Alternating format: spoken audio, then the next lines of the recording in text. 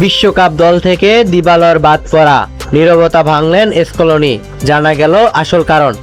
2026 বিশ্বকাপের চূড়ান্ত দল ঘোষণা হতেই ফুটবল বিশ্বকাপে এক বড় আলোচনার জন্ম দিয়েছেন আর্জেন্টাইন কোচ লিওনেল স্কলোনি।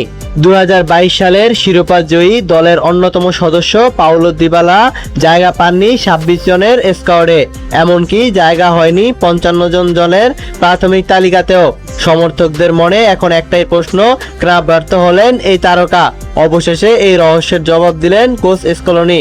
টি স্পোর্টসকে দেওয়া এক বিশেষ সাক্ষাৎকারে কোচ লিওনেল স্কলোনি দিবালার প্রতি তার শ্রদ্ধার কথা পুনর্ব্যক্ত করেছেন। তিনি বলেন, দিবালা যে একজন অসাধারণ ফুটবলার তা আর আলাদা করে বলার প্রয়োজন নেই। ক্লাব ফুটবলে সে দুর্দান্তভাবে ফিরে এসেছে এবং তার পারফরমেন্সই তাকে দলের চ্যাম্পিয়ন্স লিগে জায়গা করে নিয়েছে।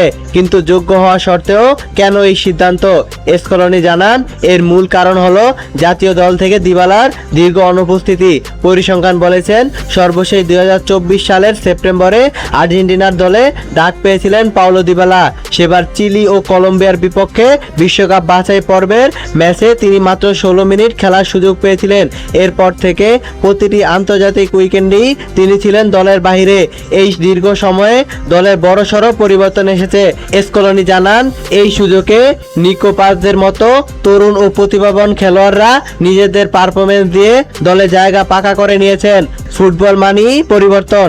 স্কলোনির এই সাহসী সিদ্ধান্ত প্রমাণ করে যে তিনি বর্তমান ফর্ম এবং দলের ভবিষ্যতের দিকেই বেশি নজর দিচ্ছেন। দিবালার মতো একজন অভিজ্ঞ তারকা বাদ পড়া আর্জেন্টিনার জন্য নিঃসন্দেহে বড় ধাক্কা। কিন্তু কোচ মনে করেছেন দলের ভারসাম্য বজায় রাখার জন্য এটাই ছিল একমাত্র উপায়। এখন দেখার বিষয় স্কলোনির এই বাজি মাঠের লড়াইয়ে কতটা সফল হয়।